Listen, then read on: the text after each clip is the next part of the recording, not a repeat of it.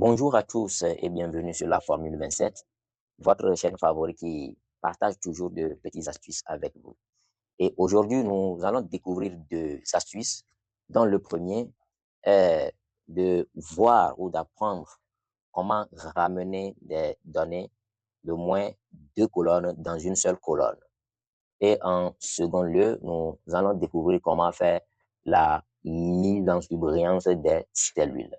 Donc, sans plus tarder, nous allons passer à l'action. Voilà, nous sommes devant notre fichier de gestion de présence et absence.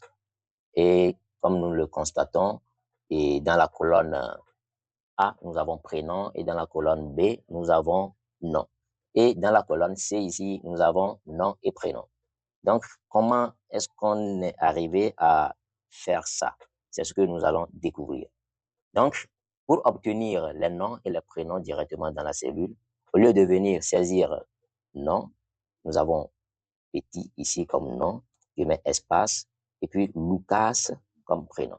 Donc, je mets entrée, je saisis pour la seconde ligne. Donc, au lieu de faire ça, il y a une fonction dans Excel qui nous permet d'obtenir directement ces données des deux colonnes-là. Donc, il s'agit de la fonction concaténée. Donc, pour l'utiliser, il suffit tout simplement d'acter le symbole égal, voilà, égal, et je commence par saisir concaténer. Donc, voilà mon concaténaire qui est ici, je double-clique, et voilà, nous allons commencer par prendre d'abord les données de la colonne du nom, et voilà, je suis ici, je prends ce nom-là, je mets point virgule, et je prends le prénom, je mets entrée. Donc, ici, nous allons constater que le nom n'est pas séparé du prénom. Donc, il va falloir qu'on crée un espace entre ces deux éléments. Donc, pour le faire, c'est très simple. Il suffit tout simplement de revenir dans la barre des formules. Je clique et je crée un vide. Pour créer le vide, voilà, je me mets devant le point virgule et je crée maintenant mon guillemet. Donc, je mets mon guillemet en cliquant sur la touche 3 de mon clavier, la partie alphabétique. Donc, je clique maintenant sur la touche 3 du clavier et je mets espace. Je clique encore sur la touche 3, je mets point virgule et je fais entrer. Voilà, vous allez constater qu'il y a un espace qui sépare maintenant le nom du prénom. Voilà. Donc, moi, je vais juste balayer pour l'obtenir. Voilà. Nous avons maintenant obtenir les noms en première position. Donc, pour changer ça, il suffit tout simplement de venir ici, je mets ma formule pour obtenir le prénom en première position. Je change tout simplement ma formule. Ok, je mets concaténer comme ça, concaténer, puis j'acte ça, et je mets prénom, point virgule, je crée mon espace, je mets point virgule, je prends le nom, je mets point virgule, il y a un problème, je n'ai pas mis point virgule, c'est virgule que j'ai mis. Voilà, je mets point virgule, je prends mon nom, et puis je ferme parenthèse, et je mets, voilà, entrée. Vous allez constater que les prénoms sont positionnés en première position. Vous voyez, non? Voilà, c'est comme ça que ça se passe. Voilà ce que la fonction concaténée nous permet de faire. Ça nous permet de ramener les données de moins deux colonnes dans une seule colonne.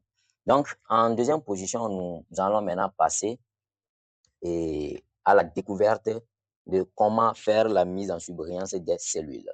Donc, quand nous voyons ici de lundi à vendredi, et on a essayé de gérer les absences et les présences. Donc, au lieu de venir ici, supposons que les absences sont représentées par le rouge, voilà, le rouge, et les présences par la couleur verte, voilà.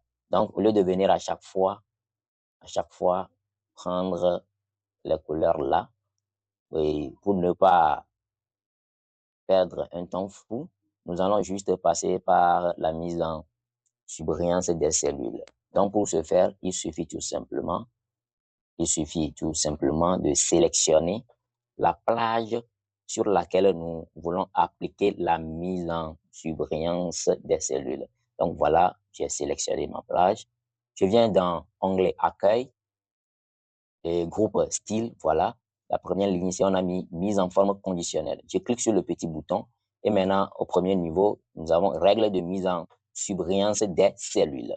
Donc voilà, je me mets dessus et nous allons constater une apparition d'une petite fenêtre. Donc, je vais chercher dans la liste là, voilà, égal A. Et moi, je mets mon égal et je vais commencer par faire mon traitement. Donc, le P, dans mon cas ici, représente les présents. Donc, il suffit tout simplement de mettre mon P là, voilà, et mon P prend couleur, qui est représenté par le rouge. Donc, je viens là, je vais personnaliser ça en actionnant le rouge. Je mets OK. Vous voyez? Donc, les P, tous les P sont représentés par le rouge. Normalement, nous devons représenter par le vert les présents. Donc, on va changer ça directement. Donc, on prend notre vert là et on met OK. Donc, nous allons constater que quand on prend la plage là, tous les P sont représentés par la couleur verte. Et maintenant, les absents vont être représentés par le rouge. Vous voyez, non? Donc, j'ai toujours ma plage qui est sélectionnée. Je reviens là et je vais dans mise en surbrillance des cellules, toujours égal A. Et je mets A ici. Je mets A là. Et les A là sont représentés par le rouge, les absents. Et je mets toujours OK.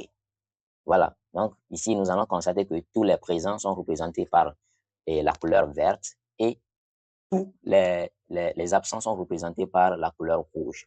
Au lieu de venir saisir ou au lieu de venir faire la mise en forme et vert, rouge, vert, rouge, vert, rouge, il suffit tout simplement d'aller faire cette programmation, ce paramétrage et dès que vous saisissez le P, dès que vous saisissez le P, vous allez constater que ça va automatiquement prendre cette forme.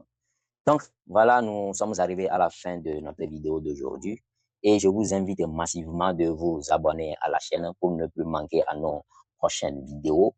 Et aussi, n'oubliez pas d'inviter vos proches afin qu'ils profitent de nos formations. Merci et on se dit ciao, ciao.